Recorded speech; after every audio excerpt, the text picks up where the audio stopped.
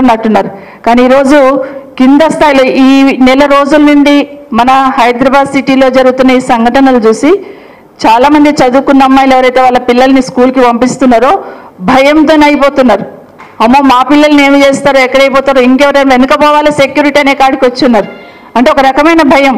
రోజుకు 4, 3 ఇలా చెప్తూ పోతా ఉంటే అమ్మో మా పిల్లల పరిస్థితి ఏమవుతుందనే భయం సామాన్య జనాల మధ్యలో కలుగుతున్న విషయాన్ని దయచేసి గమనించమని కోరుతా ఉన్నాను. కనీసం ఒకసారైనా మైక్ ఇవ్వండి. కనీసం బట్టగలిచి మీరేసినట్టు ముఖ్యమంత్రి గారేమో మోసం చేస్తామంటారు. మరి మేము చెప్పాలి కదా ఏం మోసం చేశామో ముఖ్యమంత్రి గారని చెప్పాలి కదా. బట్టి గారు, గౌరవ బట్టి గారేమో ఉప ముఖ్యమంత్రి గారు ఏ మొహం పెట్టుకొని మాట్లాడతారంటారు. మరి ఈరోజు అక్కడ చూస్తూ ఉంటే పార్టీ మారడమే పెద్ద నేరం అన్నట్టు అనుకుంటే మరి ఈరోజు అక్కడ ఉన్న వాళ్ళందరూ ఎవరు, అక్కడ ఎంతమంది ఉన్నారు ఒకసారి చూడండి. ఈరోజు మా గౌరవ ముఖ్యమంత్రి గారు ఏ పార్టీలోకి వెళ్ళి ఏ పార్టీలోకి వచ్చారండి. ఇప్పుడు మరి అక్కడ ఏ మొహం పెట్టుకొని కూర్చున్నారు. ఆ రోజు టీఆర్ఎస్ పార్టీ, తర్వాత టీడీపీ, తర్వాత కాంగ్రెస్లోకి. మరి ఎట్లా ఎట్లా ఎట్లా ఏ మొహం పెట్టుకొని కూర్చున్నారు, ఎందుకు చెప్తలేరు? అయ్యో ఆ రోజున సిఎల్పి ప్రతిపక్ష నాయకుడిగా పోయిందనే బాధపడుతున్న గౌరవ బట్టి గారు ఈరోజు మీకు ముఖ్యమంత్రి కావడానికి అవకాశం ఉంది కదా, మీ పార్టీ మీకు పెద్దపీట వేయొచ్చు కదా. అక్కడ కొట్లాడాల్సింది పోయి అకారణంగా ఆడబిడ్డలుగా మా మీద ముఖ్యమంత్రి గారు, ఉప ముఖ్యమంత్రి గారు పోటీ పడి దుంకారు. సరే మాట్లాడారు, మరి వివరణ అయితే ఇవ్వాలి కదా, అది కూడా ఇవ్వలేదు. మైక్ ఇస్తే చాలు ఏం మాట్లాడతారో అనే భయం మీలో ఉన్నప్పుడు మమ్మల్ని విమర్శించే స్థాయి మమ్మల్ని ఎట్లా విమర్శిస్తారండి మీరు? మరి విమర్శించినప్పుడు మా సమాధానం కూడా వినాల్సిన అవసరం ఉంది. మేము ఒకటి అడుగుదాం అనుకున్నాం ఈరోజు. నేను అయిపోయింది, తెలంగాణ రాష్ట్ర మహిళలందరూ చూస్తూ ఉన్నారు. సాధారణంగా ఎక్కడైనా వివక్ష ఉంటుంది, ఎక్కడైనా తొక్కేద్దామని చూస్తుంటారు మహిళల్ని. ఈవెన్ చట్టసభల్లో కూడా అదే వివక్ష చూపించాలనే ప్రయత్నం ఏదైతే జరిగిందో ఈరోజు నేనైతే ఫీల్ అయ్యాను. నేను సునీత మేమందరం అనుకున్నాం ముగ్గురం. అసలు అదే జెంట్స్ ఇక్కడ నిలబడి అర్చింటే లేసి సార్ ప్లీజ్ రిక్వెస్ట్ చేస్తుండేమో, మీరు సర్దుకోండి, మీరు సపోర్ట్ చేయండి అని. ఈరోజు కనీసం ఒక్కరు కూడా బాధ్యతగా అక్కడ ఉన్న వాళ్ళు ఒక్కరు కూడా, ఎవరు ఇద్దరు గౌరవ శాసనసభ్యులు రిక్వెస్ట్ చేశారు కూర్చోమని తప్పిస్తే ఈరోజు ముఖ్యమంత్రి గారు ఉన్నారు, ఉప ముఖ్యమంత్రి గారు ఉన్నారు, మా శ్రీధర్ బాబు గారు ఉన్నారు. ఒక్కరైనా కనీసం ఎక్స్పెక్ట్ చేసినాం. కానీ ఇది కూడా ఇక్కడ నిజంగా చాలా బాధ అనిపించింది. ఇదే కాకుండా ముఖ్యంగా ముఖ్యమంత్రి గారు మాట్లాడుతూ కూడా మళ్ళీ మాట్లాడుతూ కూడా మళ్ళీ నిన్నటిదే మాట్లాడడం మొదలుపెట్టాడు. మాకు వివరణకు అవకాశం ఇవ్వకపోవడం ఒకటైతే మళ్ళీ మైక్ పెట్టుకోగానే మళ్ళీ అదే మాట్లాడడం మొదలుపెట్టాడు. ఇంకొక విషయం ఒక అడుగు ముందుకేసి నిన్ననేమో కేటీఆర్ గారు మీరు ఎన్నుకున్న అక్కలను నమ్ముకోకండి, మమ్మల్ని ముంచారు, నిన్ను ముంచుతారని మాట్లాడారు. ఈరోజు మాతో ఏం మాట్లాడుతున్నారు?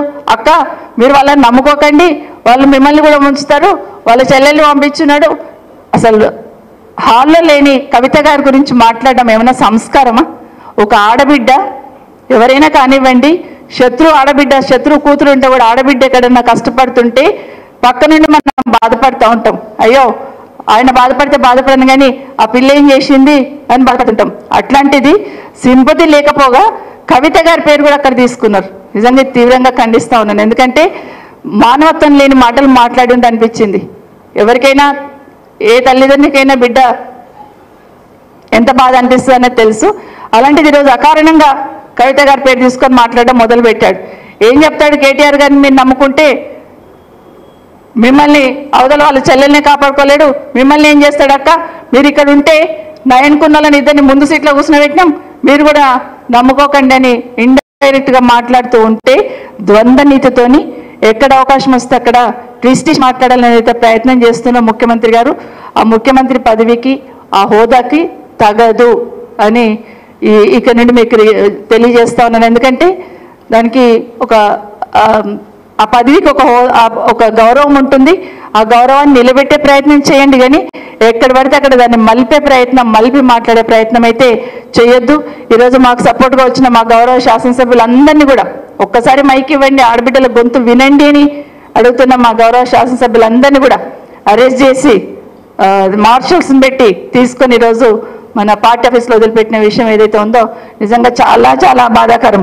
ఎందుకంటే తెలంగాణ మూవ్మెంట్ ఉన్నప్పటి నుండి చూస్తూ ఉన్నాం. నన్ను ముఖ్యమంత్రి గారు రేవంత్ రెడ్డి గారు నేను ఒక మాట అన్నారు, నన్ను కానీ సునీతను కానీ. అక్కల్ని నమ్ముకుంటే జూబ్లీ బస్ స్టాండ్ అవుతుంది అన్నాడు. మరి ఈరోజు రాహుల్ గాంధీ గారు మిమ్మల్ని నమ్ముకున్నారు అంటే రాహుల్ గాంధీ గారు బతుకును సికింద్రాబాద్ రైల్వే స్టేషన్ చేస్తారా మీరు? నమ్ముకున్న లీడర్లకు అదే చూపిస్తామా మనం? దయచేసి మాట్లాడుతున్నప్పుడు మరొక్కసారి చెప్తున్నాను, మీరు మాట్లాడి చాలా గొప్పగా మాట్లాడామని అనుకుంటున్నారేమో. సబితక్కని అన్నాను కదా, సునీతక్కని అన్నాను కదా అని మాట్లాడుతున్నారేమో. కానీ సబితక్క, సునీతక్క అని పేర్లతో మాత్రమే చూస్తున్నారు. కానీ ఆడబిడ్డలు ఏ విధంగా బాధపడతారు, ఒక్క ఆడబిడ్డనంటే మిగతా ఆడబిడ్డలు ఎంత ఫీల్ అవుతారు కింద అనేది ఒక్కసారి వెనక్కి తిరిగి చూసుకుంటే అర్థమవుతుంది. ఈరోజు మీరు అంటున్నారు కదా ఇందిరమ్మ రాజ్యం, ఎవరి పేరు ఉందండి? ఆడబిడ్డ పేరు. సోనియమ్మ నాయకత్వం, ఎవరి పేరు ఉందండి? ఆడబిడ్డ పేరు. ఆ సోనియా గాంధీ కూడా మీరు బలిదేవత అన్నారు. మీకు అది అంటే అది మామూలు అయిపోయినట్టుంది. కానీ దయచేసి మరొకసారి ఈ ముఖ్యమంత్రి గారిని మమ్మల్ని అవమానించారు. సమాజం చూసింది, చరిత్రలో ఉండిపోతుంది.